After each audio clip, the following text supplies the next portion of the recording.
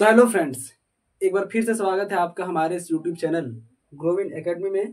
और इसके पिछले वाले वीडियो में हमने आपको कल बताया था संसाधनों का वर्गीकरण, कि संसाधनों का वर्गीकरण किस प्रकार से किया गया है, संसाधन का निर्माण किस प्रकार से किया गया है।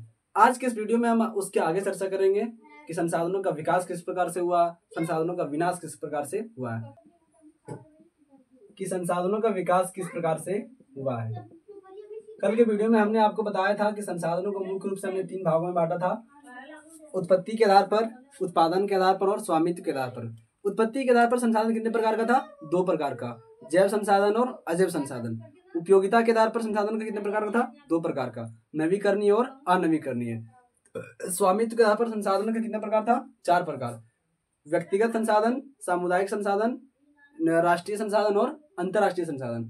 अब इसके आगे हम बढ़ते हैं और हमारा अगला टॉपिक है संसाधनों का विकास, कि संसाधनों का विकास किस प्रकार से हुआ है और किस प्रकार से हम इसी में पढ़ेंगे कि संसाधनों का विनाश किस प्रकार से हुआ है। देखिए, मेनली हम लोग समझते हैं कि, या फिर सपोज कीजिए कि हमारे पास जितने भी संसाधन है वो संसाधन हमें कहाँ से मिल रहे हैं? घर से मिल रहे हैं, बाजार से मिल रहे हैं, या फिर कुछ संसाधन ऐसे होते हैं जो प्रकृति से मिल रहे हैं।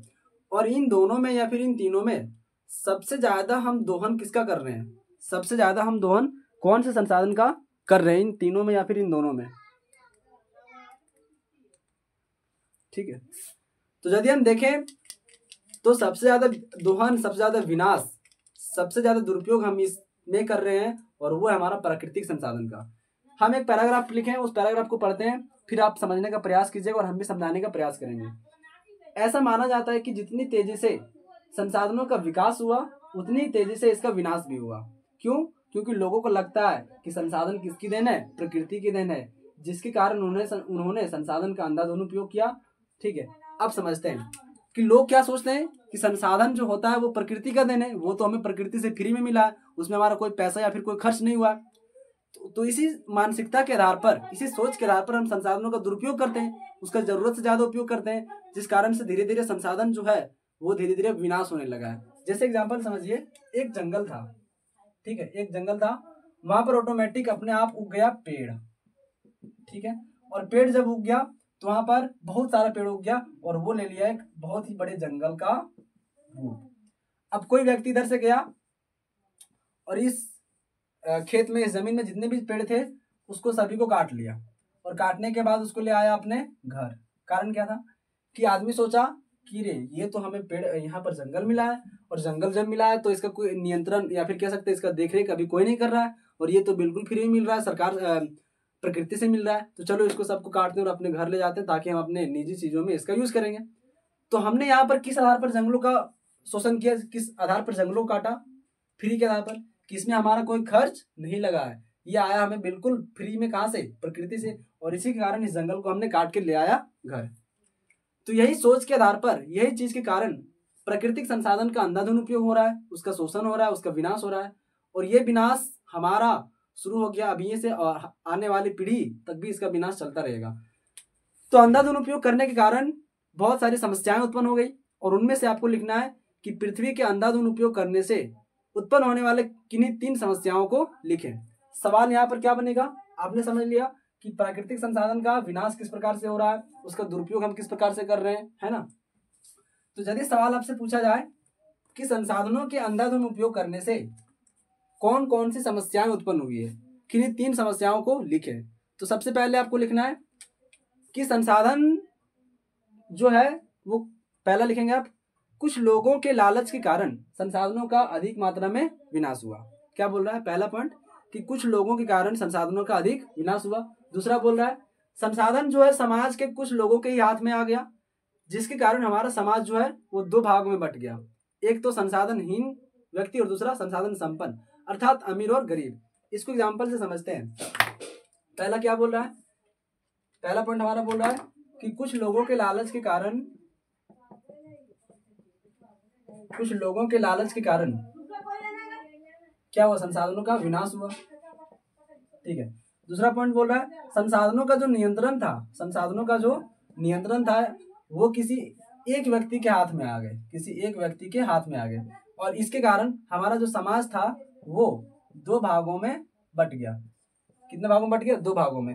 एक तो जिसके पास संसाधन संपन्न हो गया, संसाधन संपन्न, और दूसरा संसाधनहीन, संसाधनहीन। ठीक है, तो संसाधनों का जब नियंत्रण किसी एक व्यक्ति के हाथ में आ गया तो हमारा समाज उससे कितने भागों में बट गया? 2 भागों में। पहला संसाधन संपन्न, यानी कि जिसके पास हुआ उसके पास छप्पर फाड़ के हुआ। आपने कहावत में सुना होगा कि जब देता है तो छप्पर फाड़ के देता है, नहीं देता है तो कुछ नहीं देता है। तो उसी प्रकार से यहाँ होता है कि जब समाज में संसाधनों पर जब नियंत्रण इसका किसी एक व्यक्ति के हाथ में आ गया तो वो उस समाज का दुरुपयोग किया, उसका विदोहन किया, बहुत सारा अधिक मात्रा में उसका विनाश किया, और उसके कारण संसाधन क्या हो गया? उसके पास बहुत ज्यादा हो गया। वहीं पर दूसरा व्यक्ति जो है उसके पास बिल्कुल 0 मात्रा में संसाधन रहा। तो इससे हमारा समाज 2 भागों में बट गया, कह सकते हैं, को अमीर वर्ग और दूसरा गरीब वर्ग। आज हमारे क्षेत्र में या फिर हमारे देश में गरीबी या फिर अमीरी क्यों है? यही कारण है कि संसाधनों का नियंत्रण किसी के पास ज्यादा हो गया तो किसी के पास कम हो गया। जिसके पास ज्यादा हुआ, जिसके हाथों में ज्यादा आया संसाधनों का, वो हो गया अमीर, और जिसके पास कम आया वो हो गया गरीब, है ना। तो इसी के कारण संसाधन के कारण हमारा समाज 2 भागों में बट जाता है, संसाधन संपन्न और संसाधनहीन। यदि आपसे पूछा जाए कि समाज में कितने प्रकार के, एक तरह से कह सकते हैं संसाधनों के आधार पर समाज में कितने प्रकार के लोग पाए जाते हैं, तो आपको बोलना है 2 लोग।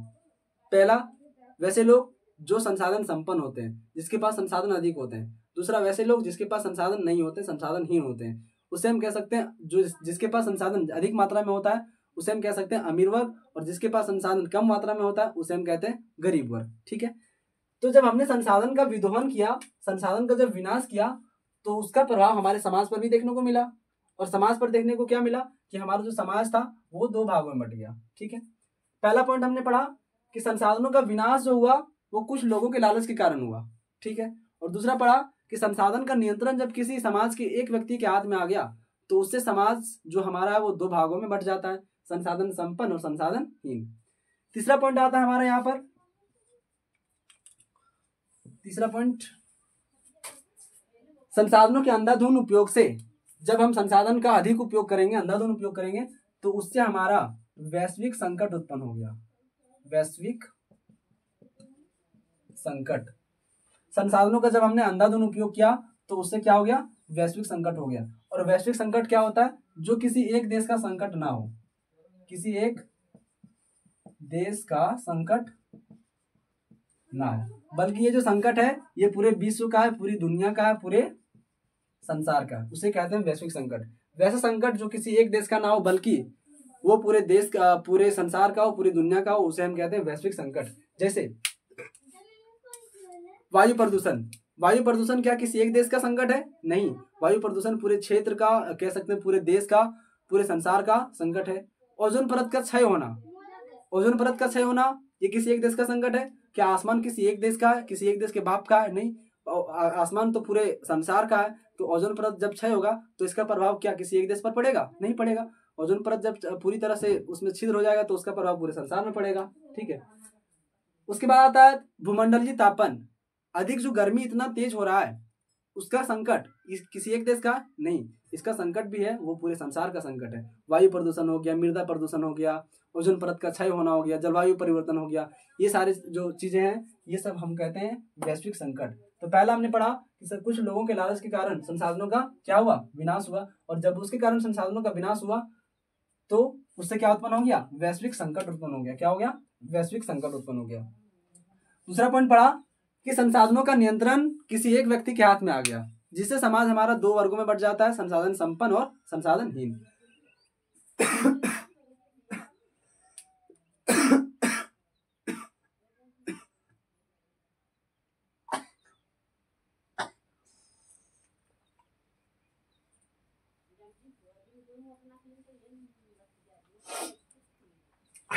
ठीक है, तो ये था हमारा संसाधनों का विकास और संसाधनों का विकास, कि जितनी तेजी से संसाधन का विकास हुआ उतनी तेजी से हम इसको बिगाड़ने में कोई टाइम नहीं दिए, बहुत ही जल्दी इसका विनाश हम कर दिए, और उसके कारण बहुत सारी समस्याएं उत्पन्न होगी। उसमें 3 समस्या हमने आपको बताया।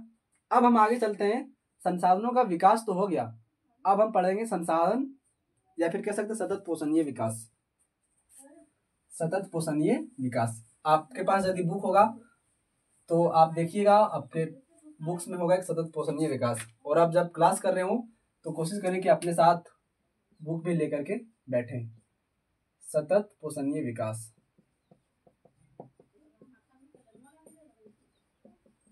सतत पोषणीय विकास। सतत मतलब क्या होता है? लगातार। पोषणीय मतलब यूज करने का जो कह सकते हैं तरीका, या फिर जनरेशन कह सकते हैं इसको, ठीक है। तो सतत पोषणीय विकास को हम डायरेक्ट समझते हैं कि ये होता क्या है।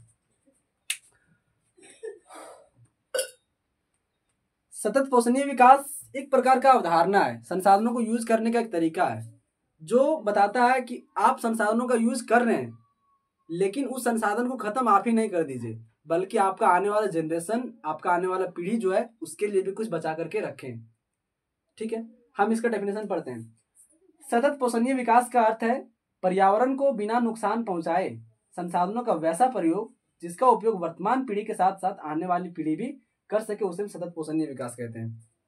तो हमने अभी आपको बताया कि सतत पोषणीय विकास एक प्रकार की संसाधनों का यूज करने का अवधारणा है, सोच है। ठीक है, इसका डेफिनेशन हम लिखते हैं कि संसाधनों का वैसा प्रयोग, संसाधनों का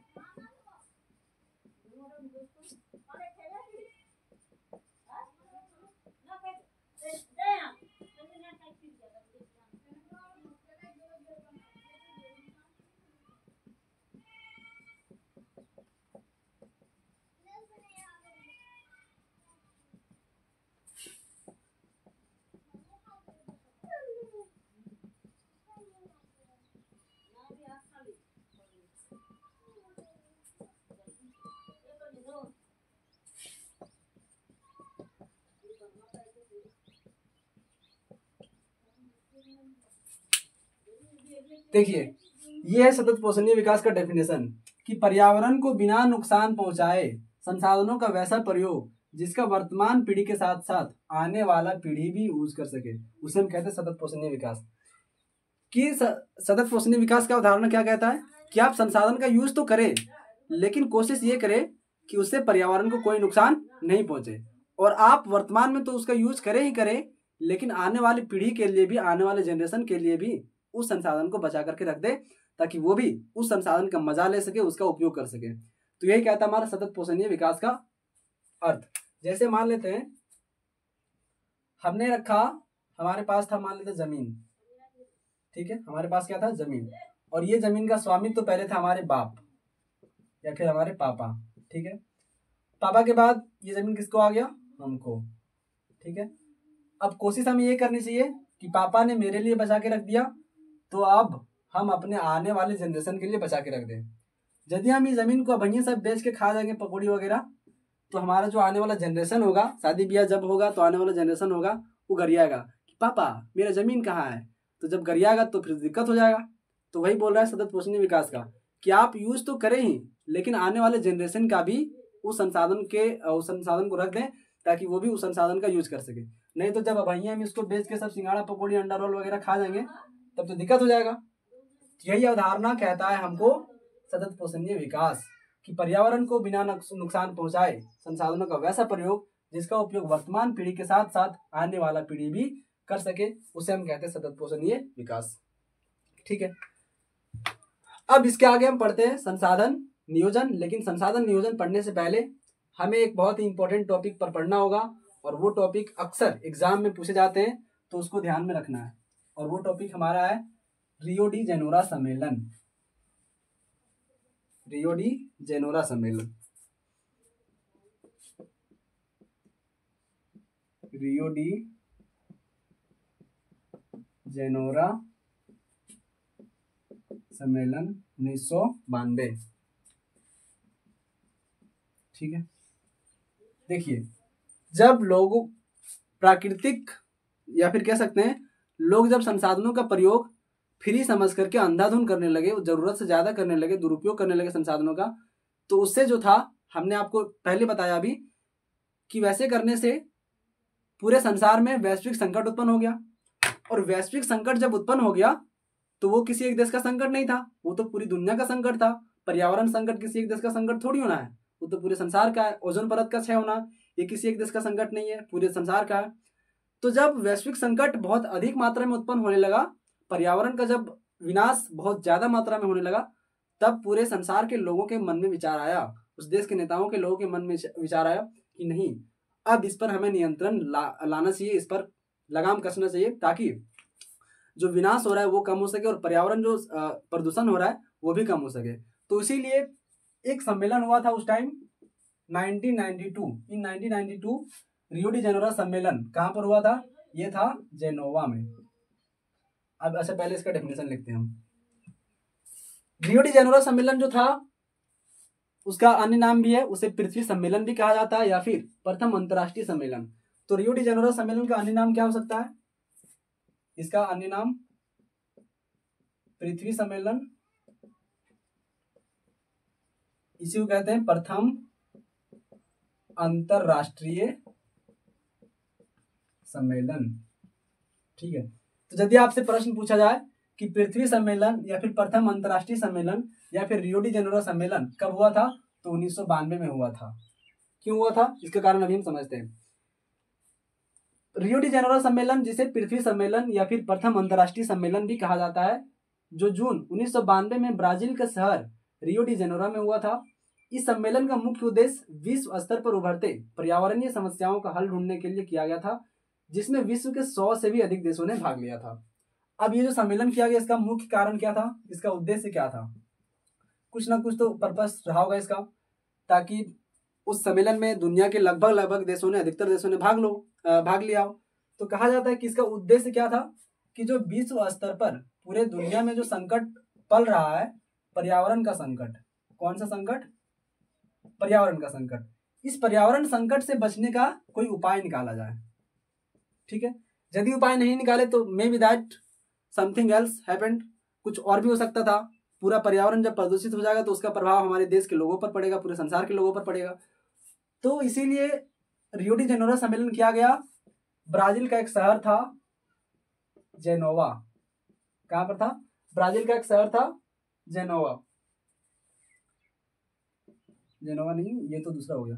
ब्राजील का शहर था एक रियो डी जेनेरो, वहां पर किया गया था इस सम्मेलन 1992 में, जिसका मुख्य उद्देश्य था कि विश्व स्तर पर जो पर्यावरणीय संकट उभरता आ रहा है उसको हम किस प्रकार से कम करें। और कहा जाता है कि इस सम्मेलन में दुनिया भर के 100 देशों ने भाग लिया था। 100 देशों से भी अधिक, मोर देन 100 कंट्रीज। यदि आपसे प्रश्न पूछा जाए कि रियो डी जेनेरो सम्मेलन में कितने देशों ने भाग लिया था, तो यदि ऑप्शन में रहे 100 देश तो टिक लगाना 100 देश पर, यदि 100 से अधिक देश रहे तो टिक लगाना 100 से अधिक देश पर। रियो डी जेनेरो सम्मेलन कहाँ हुआ था? ब्राजील का एक शहर था रियो डी जेनेरो, वहीं पर यह सम्मेलन किया गया था, जिसका दूसरा नाम भी है पृथ्वी सम्मेलन और प्रथम अंतरराष्ट्रीय सम्मेलन। प्रथम अंतरराष्ट्रीय सम्मेलन इसलिए कहा जाता है क्योंकि इसमें अधिकतर देशों ने भाग लिया था, इसीलिए कहा जाता है इसे प्रथम अंतरराष्ट्रीय सम्मेलन। इस सम्मेलन का मुख्य उद्देश्य क्या था कि विश्व स्तर पर जो पर्यावरणीय संकट उत्पन्न हो रहा है उसको हल किस प्रकार से किया जाए, उसका कुछ उपाय किया जाए, इसीलिए किया गया था ये सम्मेलन। तो यदि आप लिखना चाहे तो हम इसको एक फ्रेज में लिख देते हैं ताकि आप इसको अच्छे से समझ सके। पॉइंट बनाएंगे इसमें आप। रियो डी जेनेरो सम्मेलन, रियो डी जेनेरो सम्मेलन 1992 क्या था? ठीक है, रियो डी जेनेरो सम्मेलन 1992 क्या था? आप इसमें लिखने के लिए स्टार्ट करेंगे। रियो डी जेनेरो सम्मेलन, जिसे पृथ्वी सम्मेलन या प्रथम अंतरराष्ट्रीय सम्मेलन,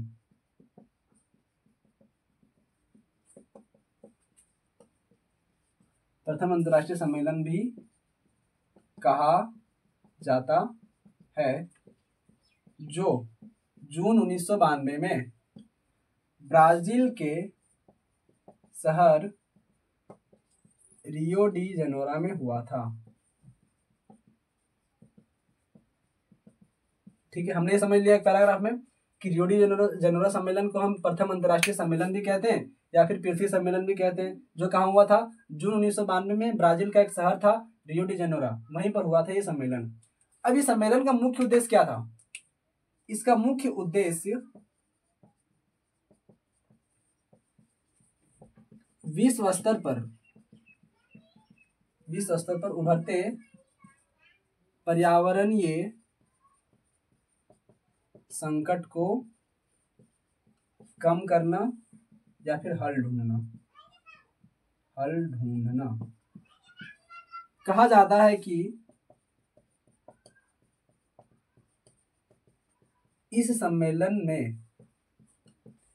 विश्व के 100 से भी अधिक देशों ने भाग लिया था।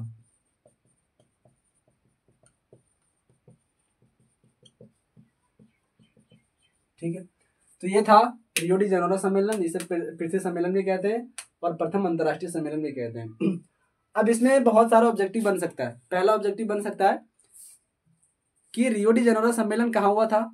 तो सबसे पहले बताना है कि रियो डी जेनेरो सम्मेलन जो हुआ था वो ब्राजील में हुआ था। ब्राजील के कौन से शहर में हुआ था? रियो डी जेनेरो शहर में। ठीक है, कब हुआ था? जून 1992 में। रियो डी जेनेरो सम्मेलन को अन्य कितने नामों से जाना जाता है? 2 नामों से, पृथ्वी सम्मेलन कहें या फिर प्रथम अंतर्राष्ट्रीय सम्मेलन भी कहें तो कोई दिक्कत नहीं है। इस सम्मेलन का मुख्य उद्देश्य क्या था कि विश्व स्तर पर जो पर्यावरणीय संकट उत्पन्न हो रहा है उसका हल किस प्रकार से किया जाए, तो उसी का हल ढूंढने के लिए यह सम्मेलन किया गया था। ठीक है, तो ये था रियो डी जेनेरो सम्मेलन। यदि आपको दिखने में प्रॉब्लम हो रहा है, यानी कह सकते हैं हमारा जो राइटिंग समझ में नहीं आ रहा है, तो आप हमारे व्हाट्सएप चैनल ग्रोविंग एकेडमी में जुड़ जाएं। इसका लिंक हम इस वीडियो के डिस्क्रिप्शन में दे देंगे, वहां से आप डायरेक्ट हमारे इस यूट्यूब चैनल में व्हाट्सएप चैनल में जुड़ जाएंगे। तो उससे फायदा आपको ये होगा कि जितने भी क्लास नोट्स होते हैं, जिस प्रकार से हम पढ़ा रहे हैं उसी प्रकार से सेम आपको वहाँ पर मिलेंगे, लेकिन आपका जो नोट्स होगा वहाँ पर मतलब एक तरह से कह सकते हैं विजिबल होगा, समझने में आपको आसानी होगा। आपका जो है वहाँ पर हैंड राइटिंग है वो थोड़ा अच्छा रहेगा। तो हम कोशिश करते हैं जितना फ्रेश हो लिख पाए। ठीक है, तो अब आगे हमारा टॉपिक चलता है संसाधन नियोजन। अभी तक हमने पढ़ा, इसके पिछले वाले वीडियो में बताए थे कि संसाधन क्या था, संसाधन का विकास किस प्रकार से हुआ था, और संसाधन को हमने कितने भागों में बांटा था, उसका वर्गीकरण किस प्रकार से किया गया था। फिर हमने इस वीडियो में पढ़ा कि सतत पोषणीय विकास क्या था, है ना। और सतत पोषणीय विकास के बाद हमने पढ़ा कि जब संसाधन का विनाश लोगों ने अधिक रूप से किया तो उसके कारण पर्यावरणीय संकट उत्पन्न हो गया। तो उस संकट से उभरने के लिए क्या किया गया है? रियो डी जेनेरो सम्मेलन किया गया था 1992 में। इसके बारे में पढ़ा। अब हमारा टॉपिक है संसाधन नियोजन। संसाधन नियोजन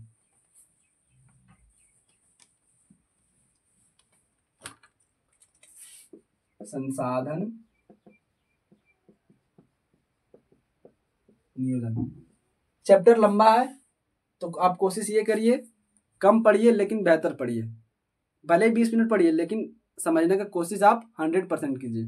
ठीक है, तो हम लंबा वीडियो नहीं बनाएंगे, कोशिश करेंगे कि मिनिमम 40-45 मिनट का वीडियो हो। तो हमारा टॉपिक है संसाधन नियोजन। नियोजन मतलब क्या हो सकता है? प्लानिंग। नियोजन मतलब प्लानिंग, या फिर इसी को दूसरे तरीके से कह सकते हैं योजना। नियोजन मतलब योजना। तो जब हमने देखा कि संसाधन का यूज आदमी जरूरत से ज्यादा कर रहा है, तो इसके लिए लाया गया संसाधन नियोजन, कि आप संसाधन को यूज करने से पहले आप प्लानिंग करेंगे। जैसे मान लेते हैं हमारे पास 100 रुपया आता है, तो 100 रुपये में से हम प्लानिंग करते हैं कि 10 रुपया फलना आदमी को देना है, 10 रुपया में हमको ये कलम लेना है, चाहे 10 रुपया में हमको फिर ये किताब लेना है, 10 रुपया हमको ये ग्रोसरी का सामान लेना है, 10 रुपया हमको कपड़ा लेना है। तो हम प्लानिंग करते हैं कि नहीं करते हैं? उसी प्रकार से संसाधन जब हमारे पास आता है तो इसमें कहा जाता है कि आप सबसे पहले प्लानिंग कीजिए कि आप उस संसाधन का यूज कहाँ कहाँ पर करेंगे और उसका आप कितनी मात्रा में उसका यूज करेंगे। जैसे मान लेते हैं आपके पास 1 कट्ठा जमीन है या फिर 1 बीघा जमीन है ना, 1 बीघा जमीन है और इसमें आप लगाने जा रहे हैं फसल। ठीक है, तो फसल लगाने से पहले आप इसमें प्लानिंग करते हैं कि हाँ भैया इतना भाग में हम यहाँ पर टमाटर लगाएंगे, इतना भाग में हम यहाँ पर बैगन लगाएंगे, इतना भाग में फूलगोभी लगाएंगे और इतना भाग में हम घास वगैरह लगा देंगे ताकि जानवरों को भी खाने का भी चीज मिल सके। तो ये क्या हो गया? एक प्रकार से प्लानिंग हो गया संसाधनों का यूज करने का। संसाधनों को यूज करने का हमने क्या किया? पहले प्लानिंग किया कि इतना क्षेत्र में, चाहे इस पूरे 1 बीघा के 20% क्षेत्र में हम टमाटर लगाएंगे, 30% क्षेत्र में हम बैगन लगाएंगे, 10% क्षेत्र में हम उसमें घास लगाएंगे ताकि जानवरों को भी खाने का घास वगैरह मिले। तो यही इसी को कहते हैं प्लानिंग, कि संसाधनों का जब हम यूज करेंगे तो सबसे पहले हम प्लानिंग करेंगे, ठीक है, उसी को कहते हैं संसाधन नियोजन। अब इसका डेफिनेशन पढ़ते हैं और फिर समझने का प्रयास करेंगे। संसाधन हमारे पास सीमित है लेकिन आवश्यकता अधिक है। ऐसी स्थिति में जब हम संसाधनों का उपयोग विवेकपूर्ण या फिर योजना बनाकर करते हैं ताकि संसाधनों का दुरुपयोग ना हो, तो हम उसे संसाधन नियोजन कहते हैं। डेफिनेशन में हमने कोई कठिन शब्द यूज नहीं किया, हम कोशिश किए सरल शब्दों का उपयोग करने का ताकि आपको भी समझ में जल्दी आए और हमें भी समझाने में कोई दिक्कत ना हो। तो टॉपिक हमारा है संसाधन नियोजन। संसाधन नियोजन हमने पहले बताया कि नियोजन का मतलब होता है प्लानिंग करना, योजना बनाना। तो इसका डेफिनेशन क्या कहता है कि संसाधन हमारे पास सीमित है, बिल्कुल हमारे पास संसाधन सीमित है, लेकिन आवश्यकता अधिक हो गई। जिस प्रकार से पॉपुलेशन भी बढ़ गया, वही सीमित संसाधन में हमें जरूरत भी ज्यादा करना होता है, उपयोग भी ज्यादा करना होता है। संसाधन सीमित है लेकिन आवश्यकता क्या है, अधिक है, लेकिन आवश्यकता अधिक है। ऐसी स्थिति में या फिर ऐसी परिस्थिति में जब हम संसाधनों का प्रयोग विवेकपूर्ण या योजना बनाकर करते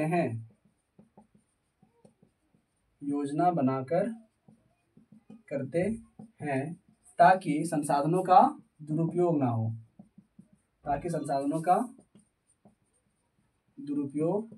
ना हो, तो हम उसे कहते हैं संसाधन नियोजन। डेफिनेशन बहुत ही सरल भाषा में है। संसाधन हमारे पास सीमित है, बिल्कुल हमारे पास जितने भी संसाधन है वो सीमित है, लेकिन क्या आवश्यकता अधिक है। और ये आवश्यकता अधिक रहने का कारण क्या है कि लोगों की संख्या या फिर कह सकते हैं जनसंख्या क्या है, ज्यादा है। पॉपुलेशन ज्यादा होने के कारण संसाधनों की आवश्यकता अधिक है, लेकिन संसाधन हमारे पास सीमित मात्रा में है, ठीक है। ऐसी परिस्थिति में संसाधनों का उपयोग जब हम विवेकपूर्ण यानी कि अपनी बुद्धि अपने विवेक के अनुसार करते हैं या फिर योजना बना करके करते हैं, तब उसे हम कहते हैं संसाधन नियोजन। और ये विवेकपूर्ण तरीके से या फिर योजना हम क्यों बनाते हैं, क्या पर्पस रहता है इसका, योजना बनाने का क्या पर्पस रहता है? तो इसका मेन पर्पस रहता है कि संसाधनों का क्या ना हो, दुरुपयोग ना हो। जैसा कि हमने बताया अभी आपको, या फिर एक और सरल सा एग्जाम्पल लेते हैं। एक व्यक्ति है या फिर कह सकते हैं घर है, और उस घर में 2 परिवार रहते हैं, 2 परिवार, और दोनों परिवार का मुख्य उद्देश्य रहता है कि हमारे पास जो खेत है 1 कट्ठा है, मान लेते हैं 1 कट्ठा खेत है इसके पास। इस परिवार का मेन उद्देश्य रहता है कि हम जो खेती करेंगे, देखिए किसान भी 2 प्रकार के होते हैं। एक किसान जो होते हैं वो लाभ कमाने के लिए अपना खेती करते हैं, और दूसरा किसान जो होते हैं वो सोचता है कि सिर्फ हम अपने खाने पीने चीजों के भर ही उतना उत्पादन करें। तो ये जो व्यक्ति है, इसके फैमिली में 2 लोग हैं, और ये दोनों लोगों का मानना है कि हम जो इसमें उत्पादन करेंगे, जो फसल उगाएंगे, वो सिर्फ हमें भरण पोषण के लिए होगा, भरण पोषण के लिए। इस खेती करने का हमारा उद्देश्य आर्थिक आय प्राप्त करना नहीं रहता है, ठीक है। तो इन्होंने क्या किया, बिना प्लानिंग के इस 1 कट्ठा खेत में लगा दिया फसल, अंदाजे 150 जिसको बोलते हैं। थोड़ा सा में लगा दिया बैगन, थोड़ा सा में लगा दिया टमाटर, थोड़ा सा में लगा दिया गन्हारी का साग, ठीक है। तो जब लगा दिया तो आदमी खाए वाला दुबे को अब खेबो करेगा, कितना खाएगा, लेकिन इसका जो उत्पादन हो गया वो उसके सोच से, उससे समझ से कई गुना ज्यादा हो गया। तब क्या करना पड़ेगा उसे, अब उसको उस फसल को बेचना पड़ेगा बाजारों में, ठीक है। तो यहाँ पर क्या किया, यदि इन्होंने प्लानिंग किया होता कि हाँ भैया इतना में हम लगाएंगे टमाटर तो हमारा खाने भर हो जाएगा, चाहे इतना भर में हम यहाँ पर साग लगाएंगे तो हमारा खाने भर हो जाएगा, ठीक है। तो इसी को कहते हैं प्लानिंग करना, कि जब संसाधन का हम यूज कर रहे होते हैं तो सबसे पहले हमें करना चाहिए प्लानिंग। संसाधन क्या, कोई भी काम जब हम कर रहे होते हैं तो सबसे पहले हमें प्लानिंग करने के बारे में सोचना चाहिए। अब लोग जब घर भी बनाते हैं तो आप देखते हैं आर्किटेक्चर से पहले बनाता है घर का नक्शा, कि हाँ यहाँ पर बेडरूम होगा, यहाँ पर किचन होगा, यहाँ पर हॉल होगा, यहाँ पर सीढ़ी निकलेगा, यहाँ पर मास्टर रूम होगा, यहाँ पर डाइनिंग रूम होगा। तो तरह तरह की चीजें करता है, तो वो भी क्या एक प्रकार का प्लानिंग हो गया। वो भी संसाधन को विनाश होने से, संसाधन का दुरुपयोग होने से, वो भी एक प्रकार का तरीका ही है। तो उसे ही हम कहते हैं संसाधन नियोजन, कि जब संसाधन को यूज करने से पहले हम उसका प्लानिंग करते हैं, उसका योजना करते हैं, ताकि संसाधन का दुरुपयोग ना हो, उसे ही हम कहते हैं संसाधन नियोजन। ठीक है, अब इसके आगे हमारा है कि संसाधन नियोजन तो हमने देख लिया, पढ़ लिया कि हाँ भैया संसाधन नियोजन संसाधनों की विनाश या फिर संसाधनों के दुरुपयोग होने से बचने का एक बहुत ही सरल तरीका है, बहुत ही अच्छा उपाय है। लेकिन अब इसको यदि हमें लागू करना हो तो हम किस प्रकार से लागू करेंगे, और खास करके हम अपने देश की बात करें, भारत में यदि संसाधन नियोजन को लागू करने के लिए कहा जाए, आपको कहा गया कि आप भारत के प्लानिंग मंत्री, प्रधानमंत्री है, आप भारत में संसाधन नियोजन को लागू करना है, उसके लिए आप क्या क्या प्लानिंग करेंगे, तो आप क्या क्या कहेंगे? हम लोगों के घर में जाएंगे, सबको कहेंगे हाँ भैया इतने मात्रा में हमारे जगह इतना चीज़ आओ, अगर यूज इतने करियो, ऐसे बोलेंगे क्या? नहीं बोलेंगे, इतना तो आप लोगों के घर में नहीं जा सकते हैं।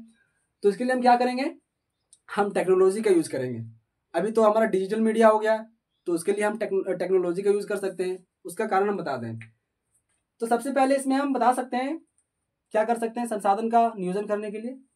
हम क्षेत्रों से जहां जहां पर हमें लगता है कि यहाँ पर संसाधन है, तो वो क्षेत्र में जाकर के हम सबसे पहले संसाधनों का पहचान करेंगे कि ये जो संसाधन है, यहाँ पर हीरा है, मोती है, चांदी है, सोना है, पेट्रोलियम है, कोयला, क्या है, कुछ ना कुछ तो होगा वहां पर। तो सबसे पहले हम संसाधनों का पहचान करेंगे, और पहचान करने के बाद हम एक आंकड़ा तैयार करेंगे कि इस क्षेत्र में इतनी मात्रा में कोयला है, उस क्षेत्र में इतनी मात्रा में पेट्रोलियम है, वहां पर इतनी मात्रा में कच्चा तेल है, या फिर वहां पर लोहा है, लोहा अयस्क है। तो सबसे पहले क्या करेंगे, हम संसाधनों की पहचान करेंगे, और पहचान करने के बाद हम उसका एक प्रारूप तैयार करेंगे, उसका एक आंकड़ा तैयार करेंगे, उसका एक तालिका बनाएंगे। ठीक है, अब ठीक है, हमने तालिका बना लिया। अब तालिका बनाने के बाद क्या उसको पैकेट में रखेंगे? नहीं ना, उसको लागू करना पड़ेगा, देश में लागू करने के लिए बोल रहा है। तो सबसे पहले हम क्या करेंगे, संसाधन नियोजन से संबंधित हमें बनाना पड़ेगा कानून। क्या भैया संसाधन नियोजन हम ला रहे हैं, तो इसके लिए कानून को फॉलो करना पड़ेगा। यदि इस कानून को कोई फॉलो नहीं करेंगे तो उसको कोई दूसरा सजा दिया जाएगा। तो हम क्या करेंगे, संसाधन विकास के लिए योजनाएं लाएंगे। जैसे आप देखते होंगे भारत में प्रत्येक 5 सालों में पंचवर्षीय योजना लाता है, और उस पंचवर्षीय योजना में ये प्लानिंग करता है कि ये 5 सालों में हमें ये काम करना है इस क्षेत्र के लिए, या फिर कह सकते हैं 5 सालों में हमें कृषि के क्षेत्र में इतना % काम करना है, इंफ्रास्ट्रक्चर के क्षेत्र में हमें इतना % काम करना है, परिवहन के क्षेत्र में हमें इतना डेवलपमेंट करना है, रोजगार के क्षेत्र में हमें इतना रोजगार देना है। तो 5 वर्षों में सबसे पहले सरकार अपना एक नियोजन बनाती है, अपना एक तरह से कह सकते हैं उपाय प्लानिंग करता है। अब पंचवर्षीय योजना जो है उसका ही तो नाम है नियोजन, पहले उसका नाम था नियोजन नीति। तो नियोजन मतलब क्या था, प्लानिंग करना। तो सरकार भी प्लानिंग करती है, तो जब सरकार प्लानिंग कर सकती है तो क्या हम अपने आप में प्लानिंग नहीं कर सकते हैं? इतना पढ़े होने के बाद देखिए, एसएसटी को सिर्फ पढ़ना ही नहीं होता है।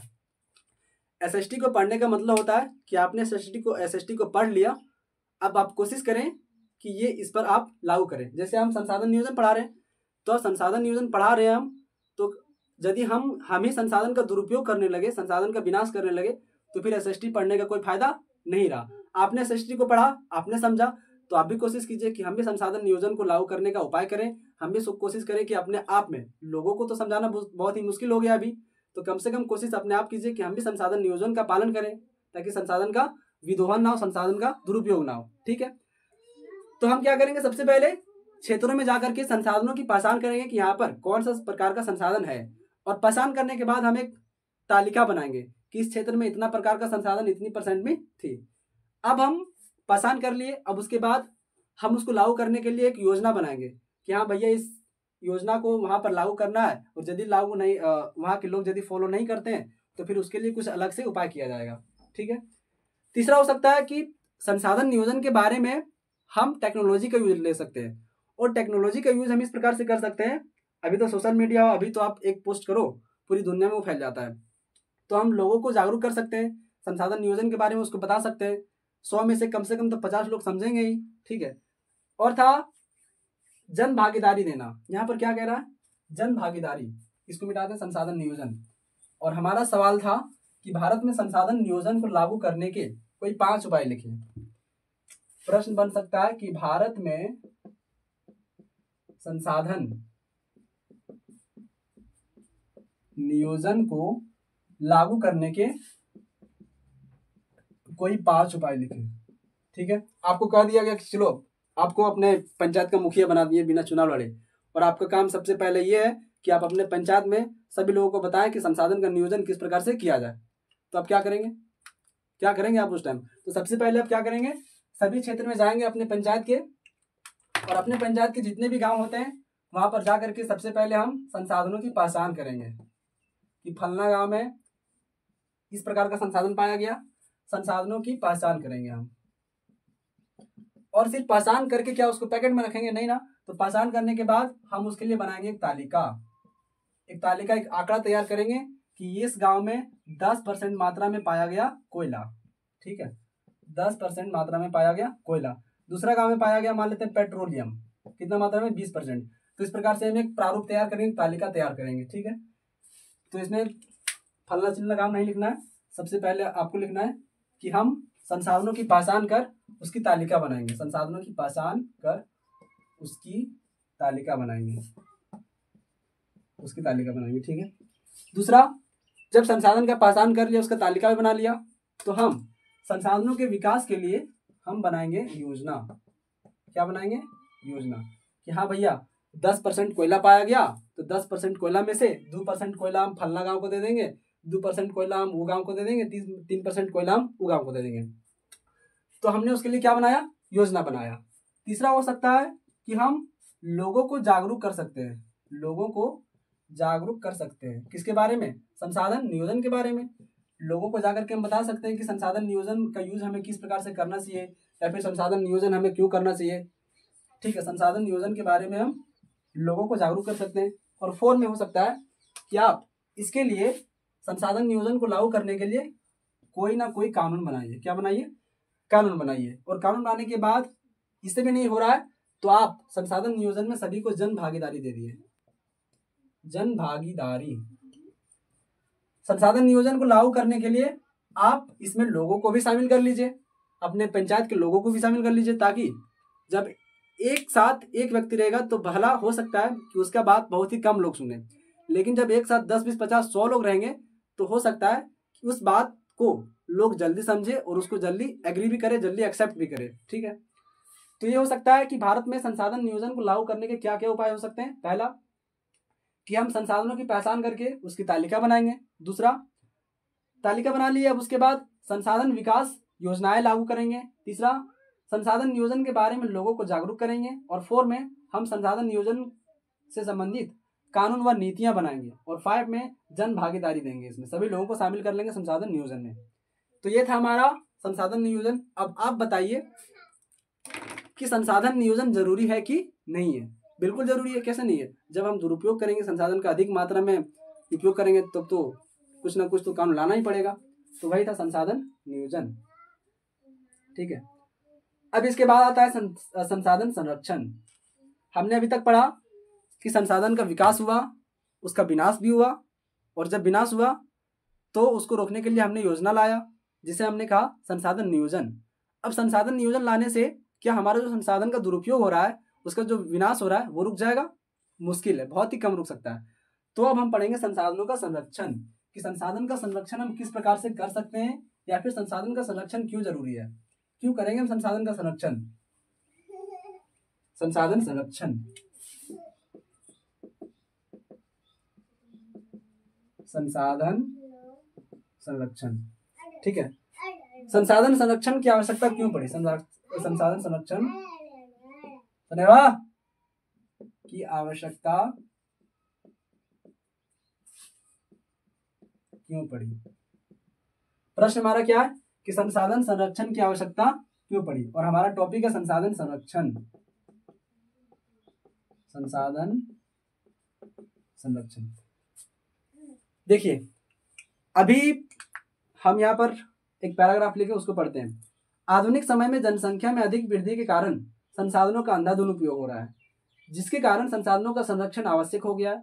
अगर संसाधनों का संरक्षण नहीं किया जाएगा तो एक समय ऐसा आएगा जब आर्थिक विकास रुक जाएगा, और जिसका असर पूरे मानव समाज पर पड़ेगा। क्या बोल रहा है कि अभी जो है वो पॉपुलेशन, जनसंख्या इतना बढ़ गया है कि संसाधन का क्या हो रहा है, डिमांड बहुत ही ज्यादा हो रहा है, संसाधन का मांग बहुत ही ज्यादा हो रहा है। और कुछ लोग ऐसे होते हैं जिसकी पूर्ति तो हो जाती है, लेकिन उसके अलावा उसके मन में और लालच रहता है कि नहीं, हमें इतना में पेट नहीं भरा, तो इसके लिए वो क्या करता है, संसाधनों का दुरुपयोग करता है, संसाधनों का विनाश करता है।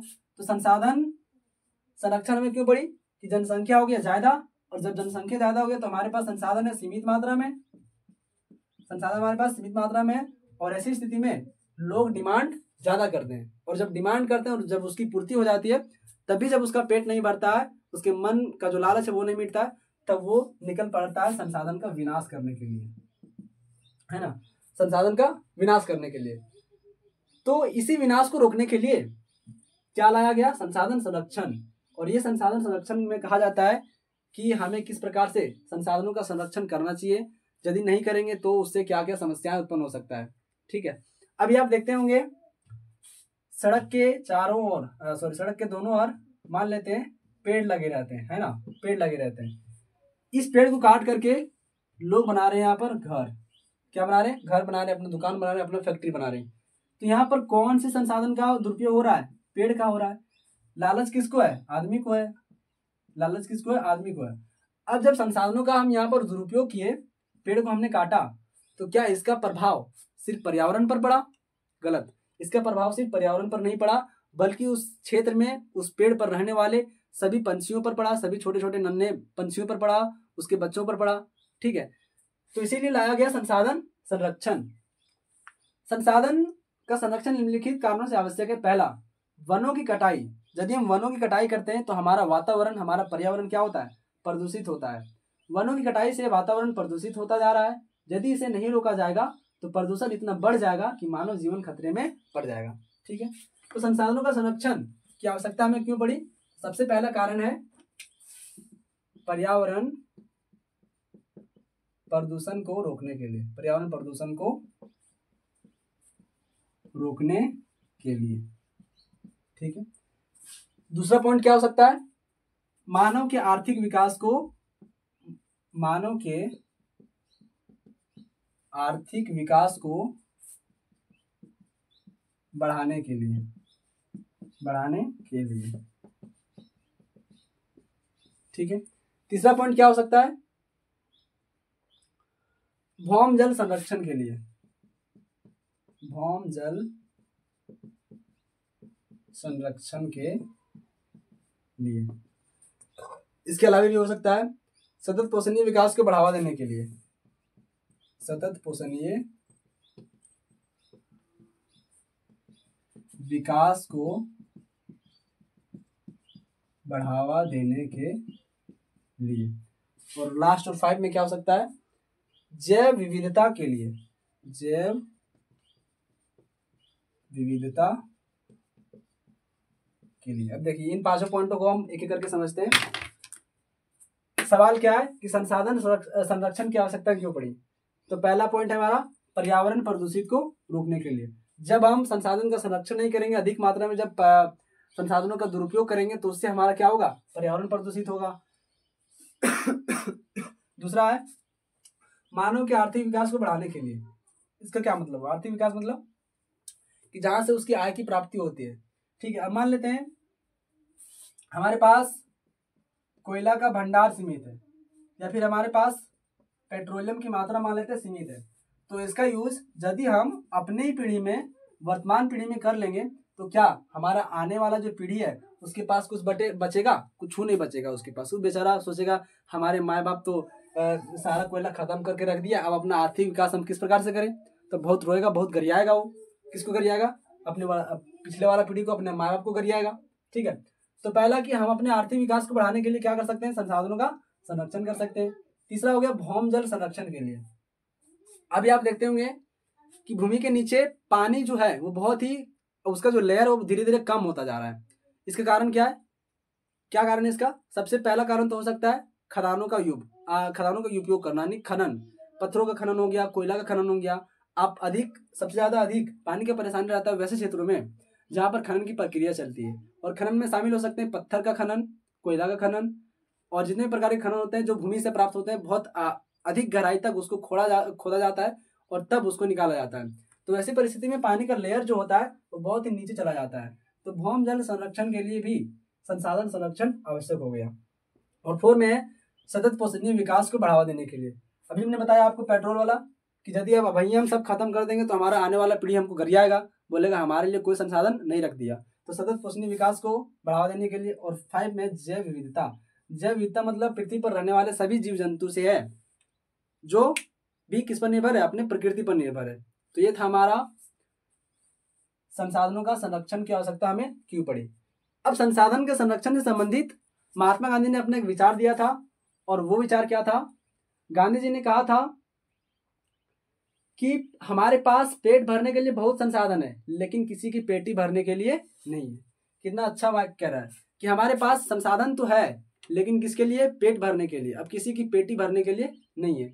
इसका आप एक अच्छा सा उदाहरण आप देख सकते हैं। यदि आप गांव में रहते होंगे तो यदि कहीं पर फ्री में खाना खिलाया जाता है, फ्री में यदि कहीं पर भोजन मिलता है, चाहे वो शादी का हो चाहे वो पार्टी का हो, ठीक है। अब लोग तो खाना खाने के लिए जाते ही हैं, लेकिन अपने साथ कुछ बर्तन भी ले जाता है, और वो बर्तन ले जाने का क्या कारण होता है कि वो अपने एक्स्ट्रा खाना ले आता है, 1 टाइम का 2 टाइम का। क्यों? क्योंकि वहां पर तो भोजन फ्री का मिल रहा है। तो आदमी ने जब संसाधन का विनाश किया, तो विनाश किस कारण से किया, वो फ्री में प्रकृति का समझा। उसी प्रकार से यहाँ पर जो आदमी भोजन ला रहा है अपने घर में, वो फ्री समझ के ला रहा है। तो वही महात्मा गांधी जी कहते हैं कि हमारे पास पेट भरने के लिए संसाधन है, लेकिन किसी की पेटी भरने के लिए संसाधन नहीं है। हम यहाँ पर खाना खाने के लिए तो गए हैं, लेकिन अपने साथ एक्स्ट्रा बर्तन भी ले गए हैं, ताकि हमारा 1-2 टाइम का खाना भी घर में बच जाए, और वहां से जो फ्री में खाना मिल रहा है वो हमको आ जाए। ठीक है, तो ये था संसाधन संरक्षण।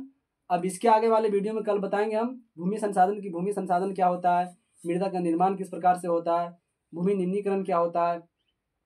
हम बार बार कहते हैं कि यदि आपको इस बोर्ड पर लिखी हुई चीज़ समझ में नहीं आता है, तो आप हमारे व्हाट्सएप चैनल ग्रोविन एकेडमी में जुड़ जाएं। वहाँ पर हम ये सभी क्लास नोट्स को अपलोड कर देंगे, और इस चैनल का लिंक जो है वो हम डिस्क्रिप्शन में दे देंगे, या फिर हमारे यूट्यूब चैनल में भी है, वहाँ पर भी जाकर के आप डायरेक्ट जुड़ सकते हैं।